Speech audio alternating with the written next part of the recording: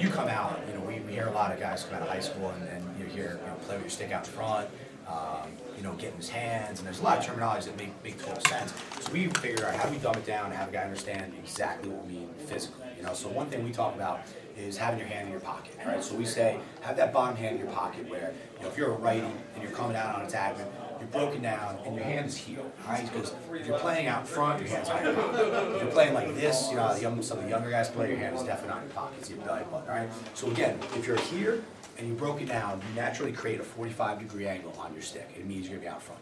You're balanced, hips are low, ass is low, squared up on your chest. So you have the ability to keep him at 6 feet, all right? So if you keep him at 6, we call it steering a guy at 6, which means if you keep your stick out in front, you make up a lot of that angle that you might get beat. And especially at our level, like the attackmen are gonna be more athletic than the defenseman, is what it is, right? So if we're here, we have the ability to keep him out in front. We buy a lot of that space where if you get crossed up and he beats me back to his right, my left, I can open up and beat him with angle there. If you're this way, and you let a guy close your body, you might as well be playing with short stick, all right? So that's why we try to keep that stick out in front at 6, all right? So we have a drill that kind of incorporates that called bocce, and it basically stands for back pedal, open, close, engage. All right, so how we set it up is we have guys on the restraint line. If you don't have them already, and you have it in your budget, I strongly advise getting those like the football blocking pads. You get 4 of them. They're those square pads with the thing on the back. We learned early on we would do drills like this, and the defenders who have their stick are going light on the guys because they just they don't have a stick. That's all. It's like, all right, 4 guys with no sticks, 4 guys with sticks, and then if you're not driving on a guy because he's just wearing equipment, he's got nothing else on. Like you can't with the bags, you can get into them and be physical and get a little more aggressive. So we'll give these guys up top the 4 bags. These defenders start about 10 yards away. Basically start with groups of 8, 4 guys on O, 4 guys on D. So we like to do first whistle is approach almost in every drill we do. So it works on our approaches every single day, every single drill. So these guys start 10 yards off. So the first whistle means approach, and they all come out in the same approach. They're broken down. Again, we're going to try to send. We'll dictate right away. We'll say, all right, offense, we're going to go right. So these guys are all dodging this way with their bags. So these defenders come out on these approaches. They come up, close the guy out, force him to his right.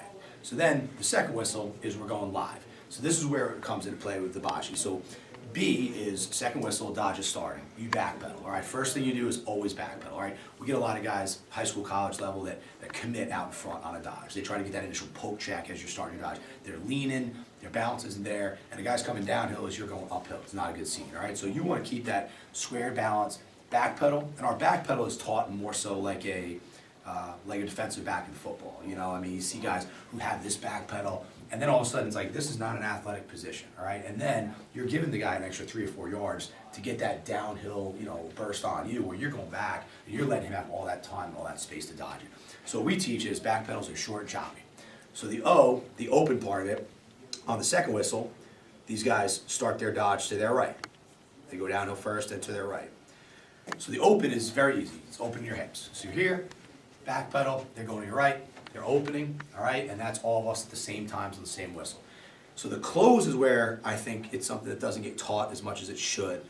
I think most people are back pedal, open, engage. And what happens is, back pedal and you're opening and the guy takes right and they try to engage. They're reaching for their drive, they're trying to push guys out of the alley, their angle's not very good, and you're trying to get your hands on them too early, all right? So what we teach is, close that space and close that angle first before you start driving. So we teach our guys, if you're on a drive and you have your arms fully extended, you've basically screwed up. It means that you're too far off them to get that drive call, all right? So the third whistle, once these guys have gone down the side, defenders trailing them, is close. So we close to the body, all right? Get yourself within drive range, get yourself good angle on the hip, and then the fourth whistle is engage, which is the last part, which means you're driving the hip. So we want our guys to have that drill mimic a real life dodge, whether it's, say it's from X, and it's back pedal, open, close up the field towards your man. Not, the one thing, the misnomer, and I'll go over it again because I think it's important, is if you're back pedal and opening and engaging your man, you're gonna have to engage him all the way up to GLE and high GLE. You're gonna have to win that fight 3 or 4 times. You're gonna hold, you have to get to a space where you're in good angle to get that drive in one time. So if you go here, you open, you close to your man down the alley or up the rail, and then you engage. They're little short, choppy punches that are gonna keep you high side. Does that make sense for the most part? All right, so we do that from X as well. We do a drill, which is basically called the Irish Channel drill, which is very similar. So this guy's behind, defender. We put a cone at about 2 and 2, and about 6 and 6 on both sides. This guy has a bag. And again, if we're doing this versus the offense, we can do it either way. If we're doing this during a defensive session, we'll do it with just D versus D using a bag. If we're going as a mixed group, we may put the attack and D at one end and the middies and LSMs at one end and have them actually compete with the guys at ball and they were dodging it that way. So let's just say we're going D versus D. This guy has a bag behind. This defender's on the approach. He can basically win either side, either through the cones or under the cones. So basically it's giving the dodger the option of just beating him high side and getting in the middle, and it's giving him the option of getting here and getting that inside roll. All right, so basically as a defender, you're gonna listen to your goalie, and we'll talk about this in a second, how we kind of coach from a goalie standpoint. Goalie's gonna say, you know, feet, get our guys in the mindset of like, get your feet moving, no checks back there. So we keep our first call being feet. Second one is, this guy starts his dodge, we'll be on a quarter step behind him, try to sit on that back hip.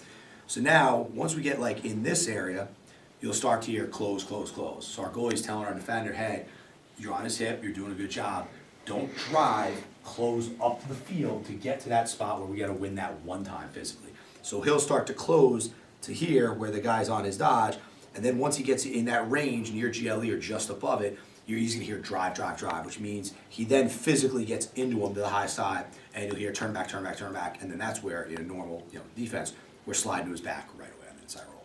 So it gives this guy the option of dodging either side of the field to win between these cones with the bags, and the defender has to listen to his goalie, listen to the drive, listen to the close, listen to turn back, and if this guy pushes him high of the cones, he did his job on either side. If this guy runs by him clean through the cones, he did a poor job of it. And if he inside rolls him, you've done a real decent job where we can slide to his back anyway. So that's our Irish Channel drill, which I really like, which is one that I think we use twice a week maybe, whether it's against the offense or just D versus D. The other side of it is, like we said, our conceptual thoughts on goalies. It's a preference thing. We believe that your goalie runs the defense. I don't care if it's a freshman or it's a senior. He is the one who basically communicates the go calls. He communicates like what we're in based on my relays from the sideline. We don't let him dictate. We've had maybe one kid that I would let do it, which he doesn't dictate, hey, we're checking zone, we're checking, like, no, that doesn't come from our goalie. But every slide call is our goalie's call, nobody else's. So, different people have different preferences. Ours is, he's got the whole play in front of him. He's got the matchups, he's got the distance. It's so hard to say, we have a senior who's a fifth-year All-American, and he's gonna be on the back side calling who the one, it just doesn't work. So we've always felt like you have to give your goalies the ability to do it, and then you have to do one of two things. Or two things. You have to say, all right, we're holding you accountable now. If you don't call the slides at the right times, you have to be better at that. And we'll kill guys in practice for it. Like, hey, we're going there. You got to be more aggressive, and they'll get better at it. The other side of it is, once they start doing that, and you've empowered them, you have to go after and really rip into your defensive players who don't listen to him. Like, if he says go, and your defender does, you'll like, I don't think he was beat. That's not his call. If the goalie calls it, we have to live and die by that, because when you live in that halfway area, the goalie's never confident, because then what happens? He called go. The kid didn't go. So what happens now? Next time the goalie's going to call it earlier because he doesn't believe that kid's going to go. And it's that you get that slippery slope where you don't want to operate that way. You want to trust, and then you can get better. Like, you can see it on the fly and be like, all right, hey, see where he was. He squared his shoulders downhill. We got to go there. And your goalie knows that, and then your defender knows that. So just be more consistent, I believe, with that. One thing we talk about, we talked about how to play up top is how to play the wing. So. I can grab one of you guys. If you just pop up real quick. Not too hard. Mike, thanks, Pete. So Pete's playing me defensively. So if, let's just say, net's here. So Pete's playing me on the wing. So one of the things we teach is, offensively, we teach a triple jab. So like, we teach our guys like fight low, and we try to get the defender moving low side so I can win the top side to my left to the middle of the field. All right. So we try to teach us a million ways. We're like, God, how do we teach these defenders like? Push him down to the skinny, but don't jump that and let it roll back. So one thing we teach, I'm very adamant about it, is we want to, on a wing dodge, say on the lefty, we're going this way towards that, you want to close on his swing foot, all right? So it's something that's very simple for a defenseman to see. So I can do this, I can jab, he's going to sit on the high side and not allow me to go high side. The second I bring my swing foot through, he can attack that hip physically and drive me out. So that's one of the things, is it's very easy to know, because if I go here and he's at my back hip, I can't roll back because it sticks there. If I go skinny, I'm already pushed out. So it avoids like playing defense and I come down, I do this, and you bite to the low side, and then I go high side. So we wait for that top side swing foot. So if I go here, and I go this way here, you know you can attack the back hip and push me out. The wing is, I think, the hardest place to defend, because if you're top middle and you get swept right or left, you can just adjust your one on the fly and be like, all right, we'll just come here. And you get beat from behind, you have a guy in front of the net who can go, all right, well, I'll go to this side, he's coming. When you're on the wing, you get beat to the top side, the rest of your defense is screwed. You know, so for us, it's like, the more we can send that guy, just on a diagram, you know, we're playing the high side, the more we can send him here, the rest of the defense knows what we're doing behind him. He's not gonna get rolled back. One of the things we swear by is no rollbacks. Whether we're in man, whether we're in, adjacent, or if we're the crease slide, we have no rollbacks, I mean, there's no tolerance for it whatsoever. Two-man game.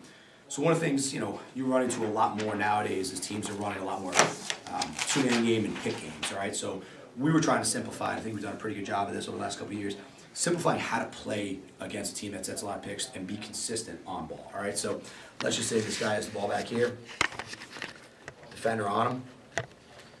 This guy out here is coming to set a pick with his defender on him. So we teach that this guy has the ball, he's gonna come off the pick, all right? So one thing we teach is, you know, if I'm guarding this desk here, the pick is coming from the workstation over here, let's say, and I'm on ball, and I'm going this way, and I hear, you know, pick right, pick right, pick right. What we teach the guy on ball is when he hears any pick right, pick left, first thing he does is drop step, and he gets his hands up through the pick. Couple reasons. One, if you don't drop step, you're gonna run directly in the pick. Two, if you kind of drop step and keep your stick here, your stick gets caught up on the pick, right? You don't want, and then you get that terrible helmet down or stick helmet call where you come through the pick and you just brush a kid and you didn't mean to and they call it, you know? So we're here, and then it's pick right, we drop step, get our stick up, and then we listen to our guy who's our defender. So my other guy who's gonna be guarding the workstation guy who's on my team puts himself at 3 and 3. So basically what it looks like on here is as this guy's coming off, this guy's trying to get through, this defender sits at 3 and 3, so here's your pick. He sits at 3 yards low, 3 yards over. So as this guy comes over the pick, he's at 3 and 3. So like if Pete's, sorry, what's he? No, you're, what?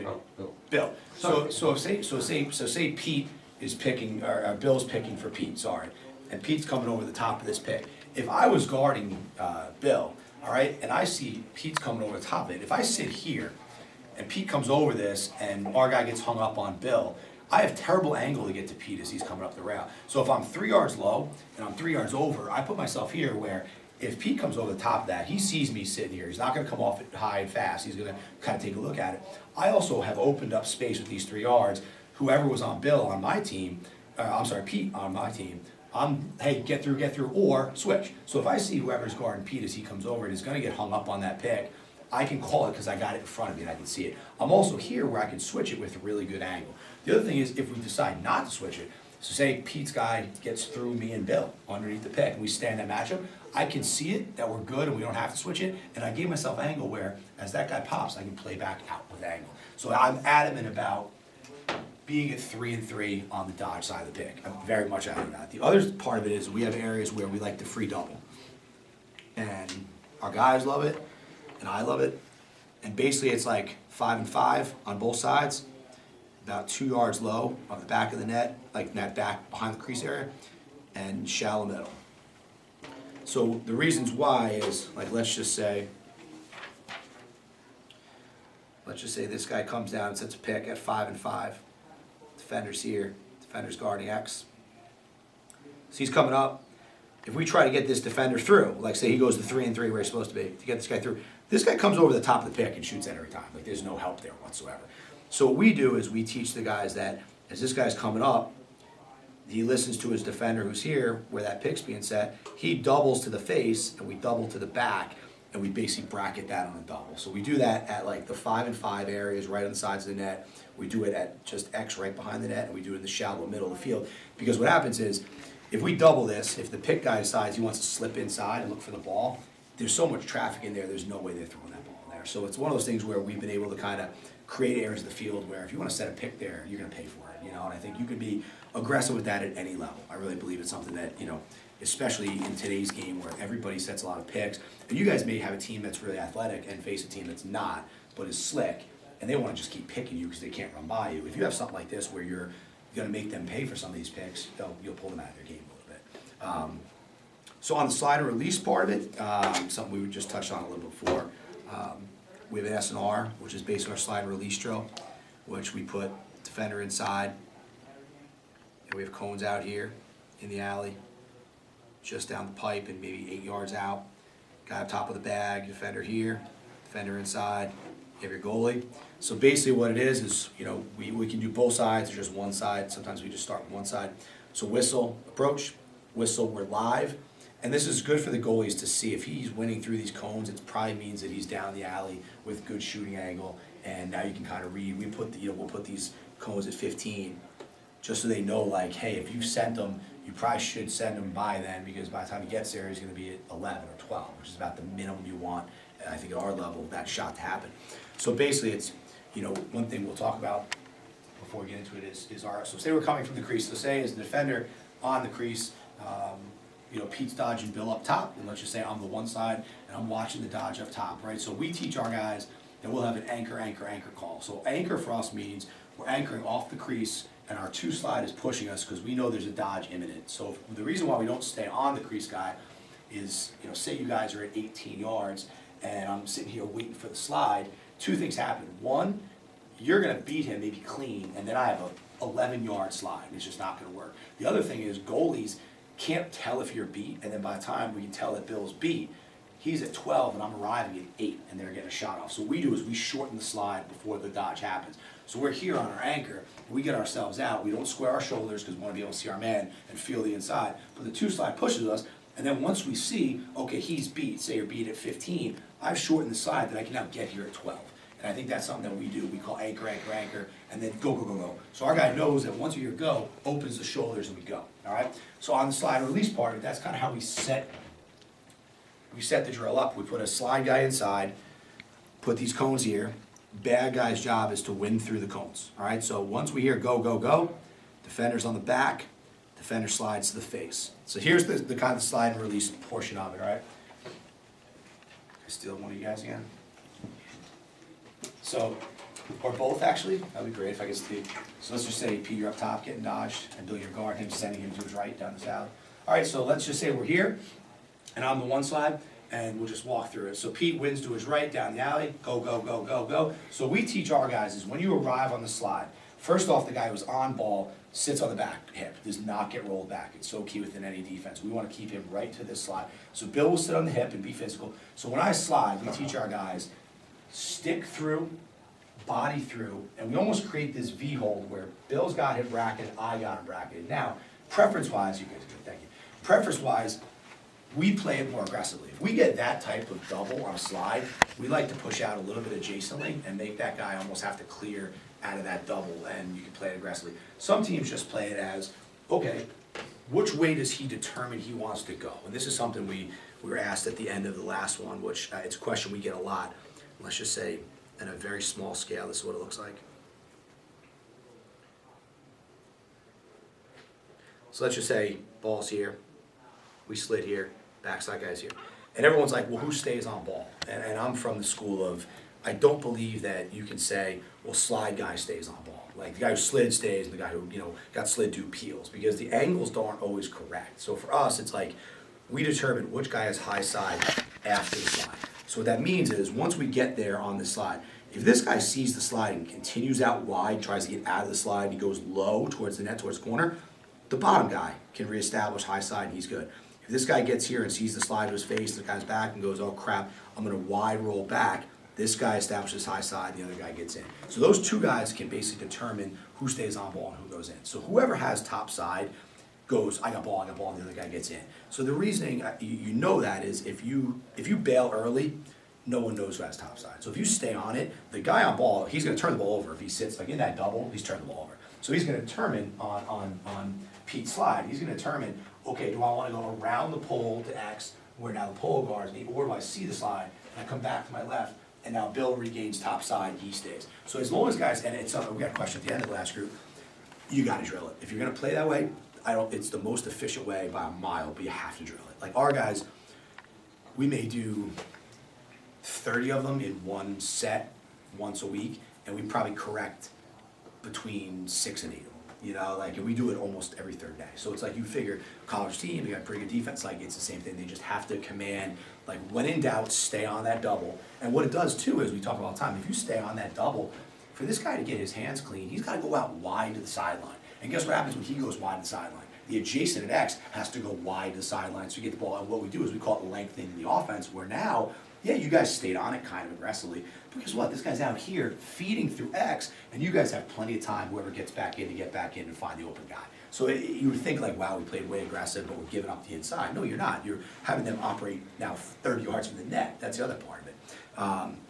So two-man game, yeah, so again, with our goalies, you know, it's that feet, open, close up the field, and again, you want to meet him, like we said, GLA, engage, turn back. Another drill we call Gippo. Did I go over Gippo? You guys know, right? No. So Gippo is get in, play out. So it incorporates the approaches to help a lot of the stuff that we've talked about.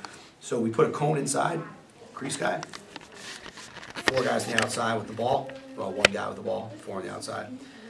So this is basically a 4 on the outside with a crease versus 3. So it's really good for approaches, it's good for sharing the inside, it's good for communication.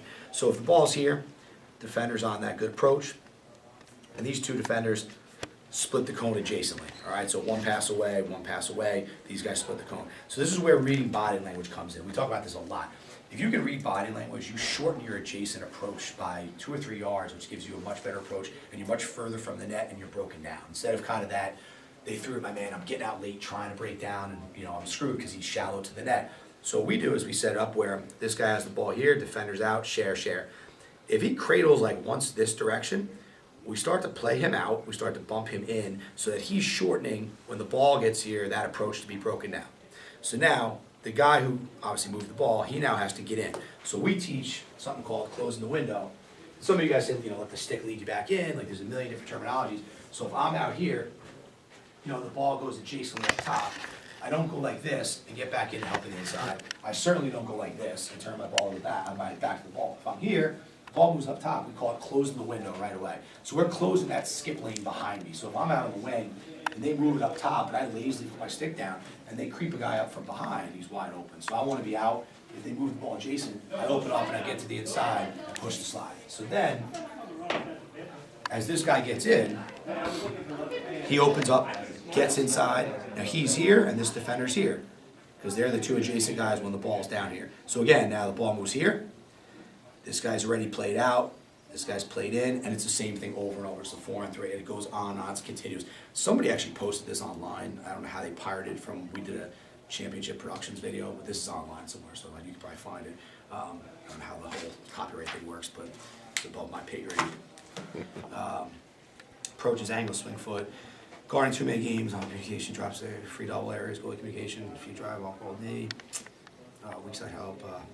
All right, so there's basically two drills that I'll give you real quick, and then we'll open it up for whatever else you guys have question-wise. So one of the drills that I really like, if you're around my age range, is Powerball, which was stolen from American Gladiators from back in the day. So we'll have a bad guy on one side, a bad guy on the other. We'll have a cone with the defender standing right on top of the cone, no stick. Cone, defender on top of the cone, no stick.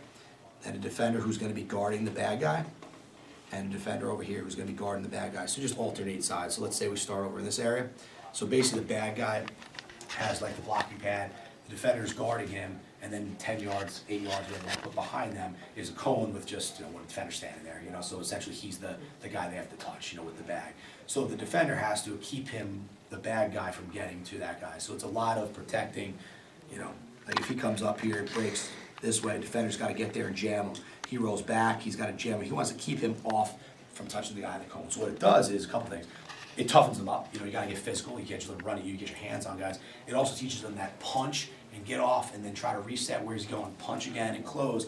And it also teaches kind of what we talked about before is so many young players, they put their head into the drive, like we said, down the alley, they start doing this, you know, because they're just not strong enough physically. They put their whole body into the punch, which just kills you, because you're either gonna get beat low side or you're getting rolled back.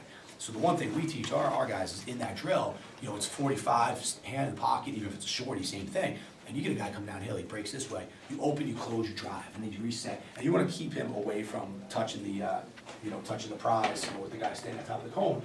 And they might defend that for 30 seconds. So it really teaches guys to move quickly, laterally, to punch and get your hands off a guy. And when I forget if we talked about this in the beginning, but as an offensive player, if I had a guy guarding me and I consistently had my hands on him, like trying to just push him out, they're so good, defense, attackmen and middies, that they're like, okay, your pressure's here, I'm getting underneath. Your pressure into my front side shoulder, I'm rolling you back. So the quicker you can punch and get your hands off a guy and then close and punch again, the better, because they don't know where you are from an angle standpoint. They're waiting to feel you on their back to be able to do that. So this drill, power ball, I love. And then the other one is fire ground balls. This one's also online somewhere. Put a coach up top. Goalie and net. So the goalie basically will, you know, either play with the butt end as the top hand or something like that, or just no stick and just punch the ball out. So what we do is, these guys are all facing up towards the coach. So the first whistle, I'll deliver the ball on net. The second whistle is blown usually like as the ball's being deflected. So what it is whistle, ball's on net. Second whistle, the goalie's deflected it out one way or the other. So on the second whistle, like white, say, will start as the defensive team. They're above GLE, blues, and you can do this with 4 poles, you can do it with a couple of shorties, doesn't matter. So the job is, once they hear the second whistle, white turns around, locates, tries to get their man off the goalie, and then attacks and goes after the loose ball. So it's basically a 4-on-4 ground ball drill. Once he's 4 out, you know, 4 blue, you know, 2 blue, 2 white come in, you continue doing it. So it's good to kind of protect in front of your crease, you know, get them as much ground ball work as possible, so they kind of, you know, can feel the, can feel the pressure of being in front of your own net, having a clear space, but then also having to pick a ball up maybe in traffic and go out to the corners. And the last drill we call 4-3-2-1 ground balls. So we'll start with a goalie over here, coach over here. The coach has all the balls, and then we'll have blue, white in front. So we'll cause a ground ball out front, and these 4 guys scrap for it. So, you know, blue picks it up, blue and blue work together to get it back to the goalie. So say, you know, the blue who picked it up, or I'm sorry, the blue who gives it to the goalie is now out. So now that guy's out, so they go and they reset. Now it's 2 whites and a blue. So now we roll another one out. White and blue obviously work against each other. So in this case, it's a 2-on-1 for white, and they try to keep a guy off man ball. So say white wins it, the guy who gives it to the goalie on white is out, and that last one is just a 1-on-1 white versus blue.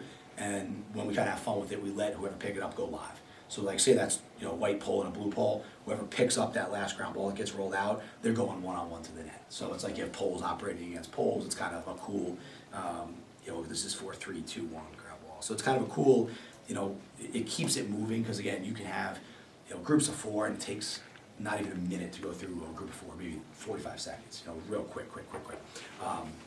Does it drill over if, say, the blue, when it's 2v2, blue picks up the first one? Yep. And then blue picks up the second one, it's drill over? No, so the white, so 2 whites play against each other. Okay. Yeah, so you'll have 2 whites or 2 blues, a good question, like we'll roll it out, same thing, they go 1-on-1. So it's one of those things that I love, is because, okay, you either want to work your ass off on the first ground ball and pick it up, and maybe you'll be out, or you want to stay in there for 3 rotations, because you just kind of are like, you know, trying to pick it up, then, you know, shame on you. So we got 15 minutes left. So I got other stuff, and then I want to kind of open up to you guys first to kind of see, there's a lot of other groups that had questions, like very typical of, you know, how do you slide in 1-4? Do you go adjacent? Like a lot of those questions. So anything drill-wise, you know, set-wise is pretty wide open today. If you guys have anything, or I can just kind of get back to drills and stuff like that, or we got to finish however you guys want. I always find dead time from people, so I'm trying to find more stuff. I'd like some drills just to keep them busy. It's funny you say that, because that's 2 groups in a row have said the same thing, and what we'll do is, and I'll get more into this during the keynote, but like, we build our practice plan most of the time, especially this time of year before we're like prepping for a team. Like we don't play New York Tech for 3 weeks, so we're not worried about their stuff right now. Like we're everybody else, you know. So our practice plans generally look like team stick, which is our first 10 minutes, which is a full field passing drill with everyone involved. You know, we'll mix it up. We'll have, you know, 4 or 5 of these that we do. You know, then we go into our indie sessions, which are D at one end, O at one end. So that's where one of my hurdles when I first, took over the D, 4 or 5 years ago was like, God, there's just not enough time. Like the O's down there, they're running through their offense, they're shooting, they're dodging, they're doing some like two-man stuff. Like there's so much to do. Then the D, you're like, all right, footwork, overpasses, like what do you do? So we came up with a lot of this like Irish channel, Gippo, the dodge, bounce, redodge. Like those are to keep our guys busy. And then that's when we decided we gotta get these bags. Cause I was like, you know what, if we're gonna do this for 20 minutes a day, we can't have guys like with no stick, like they go half speed and the guy like doesn't wanna drive. It's like, no, now we have bags, the guys they're physical, so best $100 I ever spent, like there's no doubt about it. But those are the drills I think when we do D versus D, we try to do one of those drills per day. So we'll do like footwork always every day. Then we get into like a Gippo, an approach drill, something like that, or Irish channel, we're protecting an area, which is more on ball. Then we'll do kind of like slide and release, we'll do one day, one version of it. We have another one that I think this is actually one that's very simple that I think we actually stole from one of the high schools near us. It was one of those, it's like so simple you don't even think about it, and then you watch it and you go, God, that's absolutely perfect. So what we have is basically a guy with a bag here, cone inside. These guys are like wing, decently out on the wing, not too far, but far enough. And then you put like a coach back here. So these guys don't have a ball, they just have a bag. You have a defender on ball, defender here, a defender helping him from backside. So basically this guy's got, let's say the ball, we say, oh, we're start here. So this guy lets him go to the skinny. He sits on his back hip, does a really good job. This guy slides to his face. So right away this guy goes out like pretending to clear his hands and does this with the bag, like he's throwing directs. So the guy who got slid to, this guy, or the guy who slid, remains on ball, so to speak. Now ball goes out, this guy who got slid to gets in to now push this guy out on the redirect, and then we wait, we whistle it quick when it gets here, and the guy who gets in gets north, and he's the slide guy. So it's basically a 3-on-3 across. It's very simple. So, again, on ball, go to skinny, slide to the face. When he pretends to move it, the guy who's on ball gets in and in front of the cone. The ball's out here. This guy gets out on the approach quick. We whistle. They go again, slide, same thing. You could do that wing to wing. You do that up the middle, too. It's a lot of different stuff we do. What else we got? We were talking about the last group. Somebody asked about sliding against open teams. I don't know if you guys run into that very often, like the teams run open sets against you guys. So one of the things we've seen with our own offense, actually, there's a couple different ways to play it. So teams may play a pairs look or an open look that looks like this. So let's say the ball's up here, D, D, D, D, D, D. So there's two ways. I like the second way a lot better. The first way is just slide all 6 guys. Like you're sliding all 6 adjacently at the same time. The thing I don't like with that is, like we said before, I always feel like you're getting there, not broken down, and everything's so quick and hectic. And then also you get slipped to the middle on any of those dive cuts. You have no one inside protecting the middle. So what we do is we basically zone up the backside. So we'll say, all right, ball's up here. Say this guy's picking, this guy's gonna dodge, great. Whatever they're doing over there doesn't matter. We take our backside middle guy and we zone him inside. And we bring this guy down, bring this guy up. So this guy here essentially slides to anything that they win high side or low side. If the guy wins down a corner, he can pick up this cut through. He basically is the zoned up middle. So instead of having 6 guys spread, you have 3 guys playing normal ball side, and then backside, the middle guy gets in, plays the middle, and the back top 2 guys pinch. So it makes it much easier. The only thing is when they move the ball through X, like this guy's got to hustle to get out to not be on a bad approach, which means people have to push him out. It's not easy, but I think it's something that we've kind of perfected, not perfected, but it's the best way I think we can do it, hopefully. This is gonna bite me. 1-4-1, I mean, that's one thing we went over with 2 groups in a row, so I might as well do it with you guys too. How we slide against a 1-4-1. We do it, I would say, a couple different ways. Well, one's different from X, one's different from up top. So let's say up top, this is different from most schools. I think us, Yale and BU, I think only teams I've really seen do it. Is balls up top in a 1-4-1, we always slide up the middle. So we don't slide from like inside guy and then backside help, because I think teams abuse your backside that way. So if this guy goes to his left, say, we come up off the 1 here, and the 2 goes inside here. These guys are zoned up in passing lanes, and that's it. So we slide 2 guys up the middle. We make the X guy basically play out wide and make them throw skip passes through X, which are not open. Very different. Some people go 1 from here, this guy in, this guy in. No, we're coming up the middle. I think it's one of our strong suits. And then if it's from X, defender's here. This is when we Z-slide, we call it. So it's basically one of those things where same principles on the outside.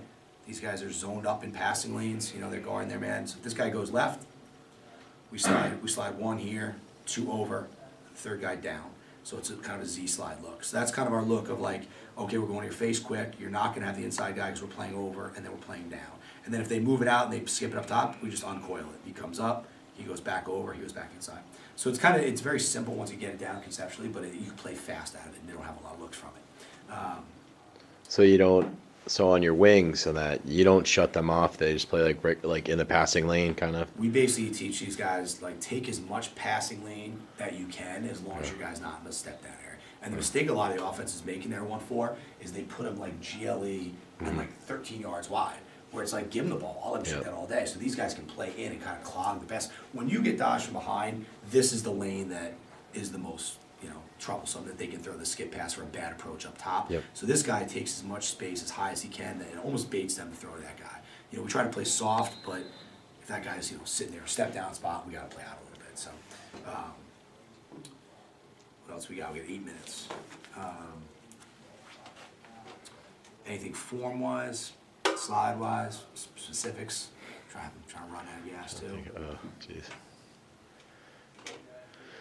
Well, in the last one, the offensive one, they just showed us the mirror pop. Yep. How would you defend that? So we try to bookend more. Like, we play at that 3-and-3 look, and we try to play that way. But the one thing that it's one of the things we do, I think that we'll talk about during the keynote that we do, I think as a staff pretty well, is we challenge each other as to like, well, okay, I like that, but we'll defend it this way. Like, you can't, and then we'll kind of like both sides of the ball question where then it's like, okay, but what if we did this? And I'm like, yeah, we'd be in trouble there. Then it becomes part of offense. Same thing with the day. So like if we're playing the mirror pop, wing mirror pop, or it's a wing mirror pop max, or does it matter? Or doesn't matter. Like, so we're just saying, say they're playing a 2-man wing with a mirror pop, and say this defender's playing kind of behind him, this guy's playing on ball. So depending, if it's a shorty look, we'll immediately drop off, and we'll just bookend it. We're gonna say if he goes right, he's yours. He goes left, he's mine. If it's a big little, so let's just say this is a big defender here, and this is a shorty here. Yep. What we'll do is we'll try to either hug it, where like if it's this look, let's just say a shorty, this guy's picking, this guy's your attacking with the ball. My Yep. 12:30 finish. Is that good? Perfect. Yeah, I said I'd Send them to the half when they're done. Perfect. And hopefully you guys got all that to get there.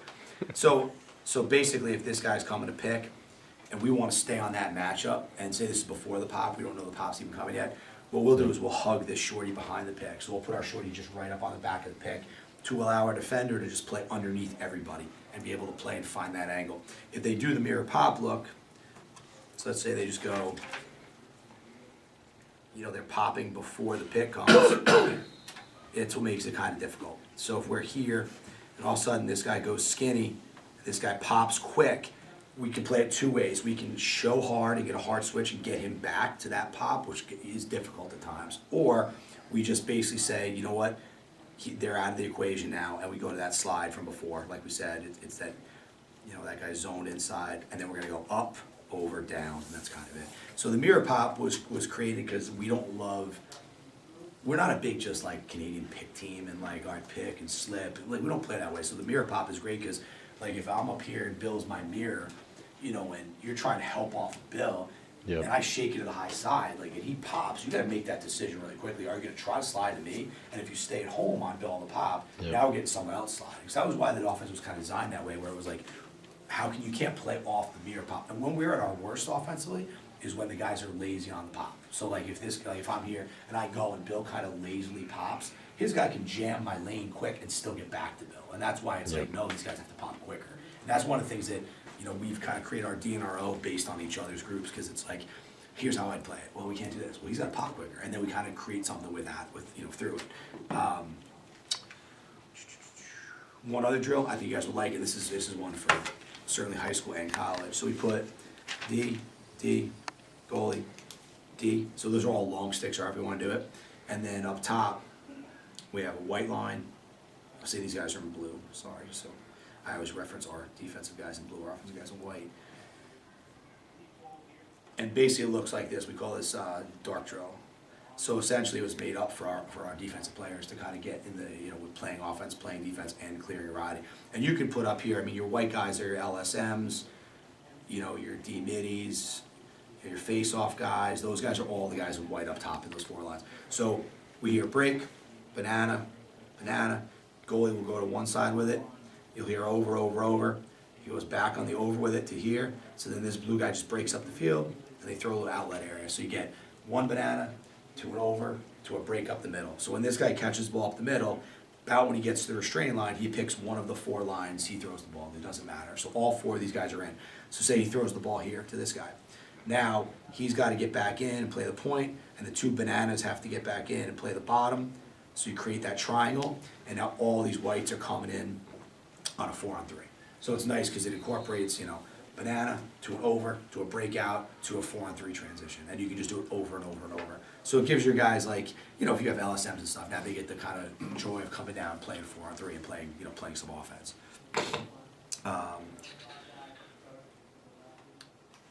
The only off-ball drill, and this is an area where I actually probably have to go to more of these to sit down and find off-ball drills because there doesn't seem to be many of them, is we call it the meat grinder drill.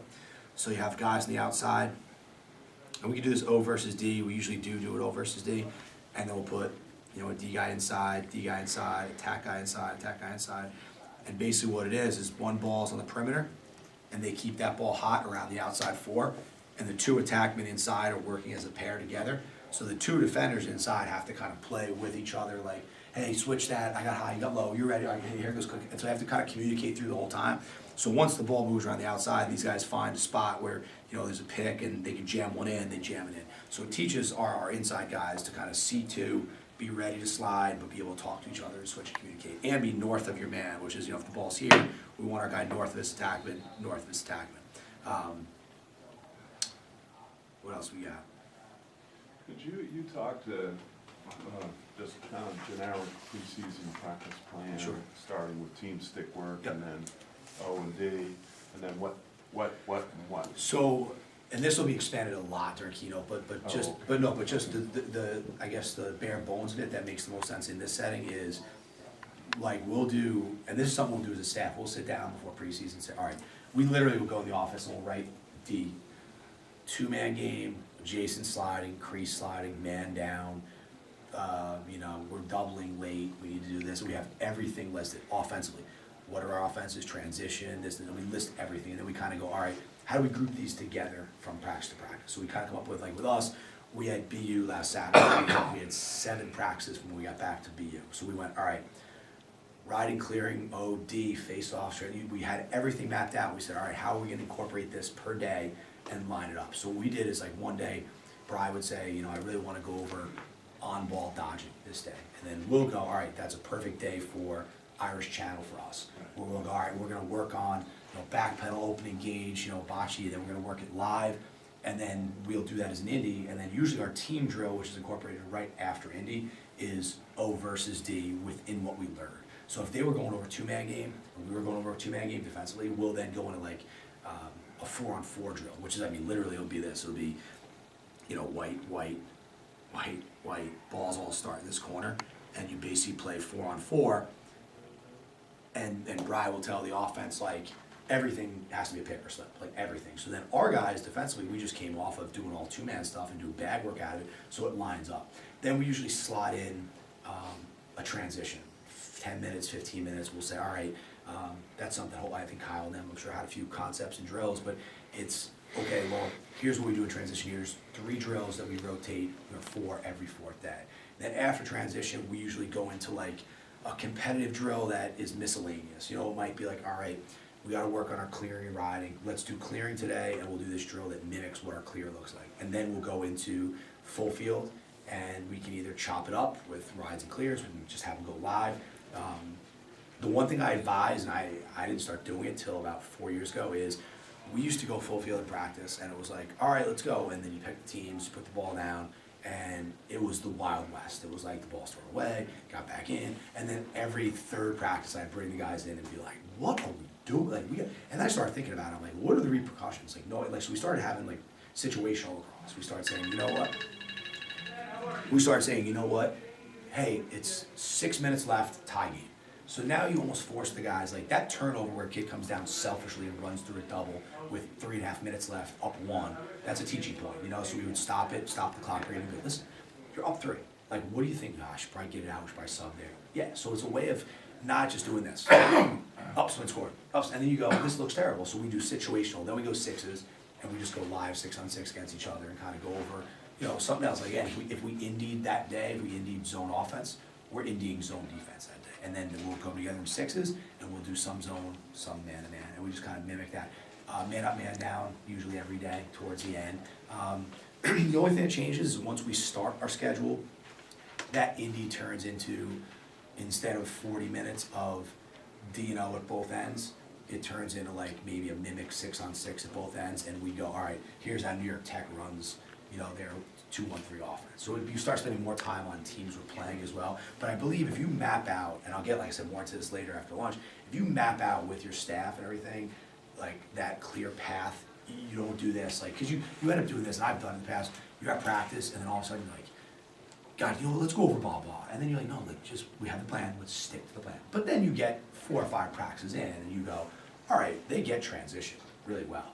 Let's just maybe scale back from every day to every other day transition, and they're terrible right now at ground balls. Let's get a ground ball drill in there every other day until we get this piece. You can tweak it on the fly, but we do, and I can send it to you guys, we do a spring and fall progression chart where it basically says practice 1, and it'll say team stick, 10 minutes, indie, 40 minutes. It has that stuff listed, and then we just plug in the stuff based on our drill list of what. And then you at least have it, and then you can tweak it on the fly. But you gotta have something, and I think that's the practice plan part of it that I'll talk about later, where if you have a practice plan, you know, I've had days where at Merrimack I had, you know, to bring my kid to the doctor or something, and then I get there, I'm like, shit, I didn't do a practice plan, and then I'm trying to get it in, and then by the time the guys leave the locker room, it's 20 minutes of practice, and I miss them, and I put it in there, and I know it's gonna be a shitty practice, I know it, I'm like, cause some way in their minds, it's like, well, we're doing it, you know, it's like, but then when they get in there, and they're like, okay, we got this, there's somehow that professional, so the more you can have that ready, the guys feed off it, because they're like, wow, we're really prepared today,